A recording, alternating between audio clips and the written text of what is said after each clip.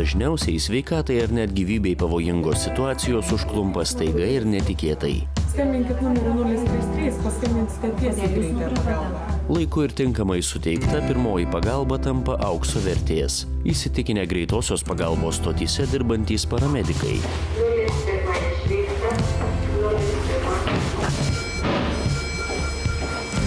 Ligos, ekstremalios situacijos, traumos – šių specialistų kasdienybė. Atsakingas, kilnus ir prasmingas paramedikų darbas reikalauja profesionalaus pasiruošimo. Beje, ir mokymo programą ne tik sunku paruošti, bet dar sunkiau gyvendinti. Karaliaus Mindaugo profesinio mokymo centras vienintelis vykdo paramediko profesinio mokymo programą. Šita programa atsirado neatsitiktinai, kadangi pajėgumo dirbant šitą darbą reikia daug, tai darbdaviai inicijavo šitos programos atsiradimą. Pagal kompetenciją vairuotojas jisai gali tik tai transportuoti ligonį ir pagelbėti nunešti įrangą. O to neužteko, kad jie galėtų suteikti pirmąją pagalbą. Ir šita programa atsirado tam, kad tas pats vairuotojas taptų paramediku ir jis galėtų būti kaip pagalbininkas brigadai ir pilnavertis jos narys, teikdamas pirmąją medicinos pagalbą. Susidurėm iš tikrųjų su specialistų trūkumu ir paramedikai yra iš tikrųjų tie žmonės, kurie padeda užpildyti mums trūkstamą specialistų spragas. Esame šalia profesinės mokyklos, kuri ruošia paramedikus. Pirmieji Lietuvoje priėmėm paramedikus į darbą, leidome jiems dirbti savarankiškai. Nors abejonių pradžioje be abejo daug buvo, tačiau dabar džiaugiamės tuo sprendimu. Ir kiekvieną dieną mūsų įstaigoje iš 20 brigadų, kurios budi Kauno mieste, mes turime 3-4, kartais 5 brigadas paramedikų, kurie dirba savarankiškai. Pirma tokia kaip būtinybė, tai turi būti didelis noras baigti tą paramediko kaip ir profesiją, nes be noro tai ten galimybių turbūt baigti nėra, nes labai daug mokintis reikia, labai daug pratybų, tai turi būti užsispyrimas, kažkoks noras mokintis ir po to visą kitą išeina iš to, kad pasibaigi ir mokinės, toliau dirbi. Kodėl pasirinkau? Todėl, kad turbūt visi žmonės, kurie dirba paramedikais, visų pirma, tai yra adrenalino fanatikai. Ir tas darbas arba traukia tave, arba ne. Ir jeigu tu nori žmonėm padėti, jeigu tau geriausias dėkingumas yra žmogaus išgelbėta gyvybė ir pasakyta ačiū, tai iš tikrųjų man tai yra prie širdies, todėl aš ir pasirinkau šią specialybę. Visą laiką norėjau, ar ne, padėti žmonėm, gelbėti žmonės visokiose sunkiose situacijose, sakykime, tai mane ir pastumėjo.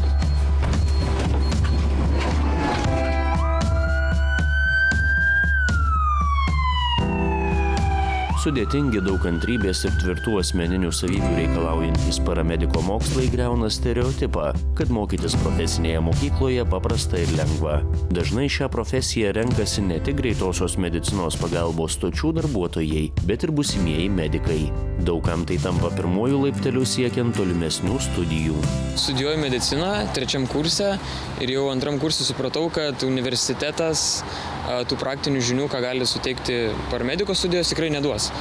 Tai kaip papildomą veiklą pasirinkau studijuoti paramediko profesiją, pradėjau savanoriauti greitojoj ir užkabino ir galvoju, gal netgi laisvu laiku padirbėti, iki kol baigsiu medicinos studijas. Visų toks stereotipas yra požiūris, kad profesinė mokykla tai bus lengva. Iš tikrųjų galvojau, kad bus lengva, bet kai atėjau, pamačiau, kaip yra sudėtinga, tą pačią anatomiją, tą pačią ekologiją mokytis. O siaubė. Yra tokių, kurie įstoja ir tikrai nevertina savo galimybių, nes būna žmonės bijo kraujo, bijo ekstrinių situacijų ir kol jie gyvenime su tuo nesusiduria, jiems sunku pasakyti, ar aš bijau, ar aš galėsiu, ar negalėsiu. O kada pabando, kada išeina į praktiką, būna taip, kad supranta, kad tikrai čia man ne vieta ir jie pasitraukia iš tos specialybės. Ir baigiančiųjų skaičius jis yra ženkliai mažesnis negu įstojusiųjų.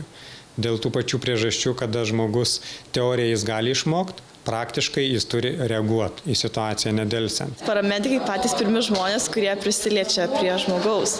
Ne daktarai, ne kažkas kitas, o būtent mes. Mane tas ir žavėjo, kad aš galiu pati pirma padėti. Reikia nešti, reikia bėgti, aparatūra, kai kurie taip pat yra sunki, tai plus pacientų nešiojimas. Reikėtų pamastyti apie, tiesiog savo pačiam reikėtų užduoti tą klausimą, ar aš tikrai galėsiu ir sugebėsiu. Nes visada būtų geriau pirmą pamatyti, o po to pasirinkti tokią specialybę, kaip pavyzdžiui pas mus yra dabar savanoriai, kurie gali savanoriauti, jie pamato ir tada jau jie gali nuspręsti, ar jie sugebės tai padaryti ar ne. Nes darbas yra sunkus, tai nėra su šypsena ir, kaip sakant, gražūs gelbėtojai eina. Ne. Dabar mes jums paimsim aparatūrą ir stebėsim jūsų ritmą ir užrašysim elektrokardiogramą.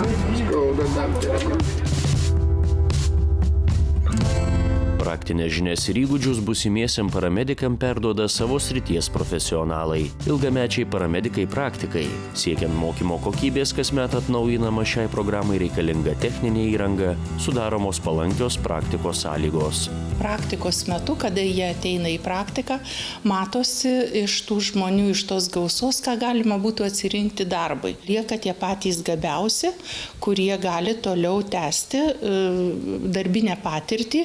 Patirtį formuoja jau įstaigoje, kurioje dirba, nes teorinės žinios dar ne viskas. Yra labai svarbu praktinė patirtis. Ir suformuoti tie įgūdžiai, praktiniai įgūdžiai, kurie ateina ne per vieną dieną. 90% dėstytojų yra praktikai. Ir jie yra patys dirbantis šitą tiesioginį darbą, dėl ko aš džiaugiuosi, nes ateina visos naujovės, visos naujos metodikos, įranga, nauji pritaikymo būdai jos, būtent iš tų specialistų, kurie dirba šitą darbą. Aš vienas iš pirmų laidos paramedikų, tai dirbu jau 10 metų, tai jau lygiai 10 metis gaunasi. O greitoje aš užaugau, tai man labai yra faktiškai tas labai svarbu, ar ne? Gal ta specialybė ir pasirinkta yra kryptingai. Tai svarbi specialybė.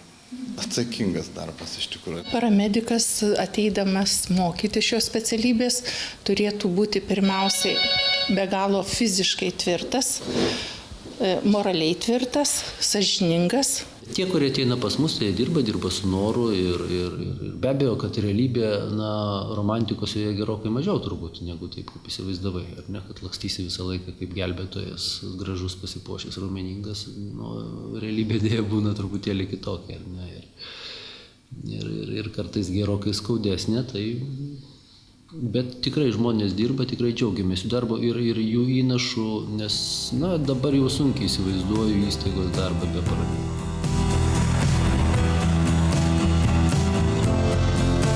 Įgiję paramediko kvalifikaciją absolventai gali dirbti valstybinėse ir privačiose įstaigose, greitosios medicinos pagalbos stotyse, pacientų priėmimo skyriuose, policijos komisariatų areštinėse, kariuomenėje ir kitose institucijose. Baigus paramediko mokymo programą, mokymasi galima tęsti pagal aukštojo mokslo, sveikatos priežiūros studijų krypties programas.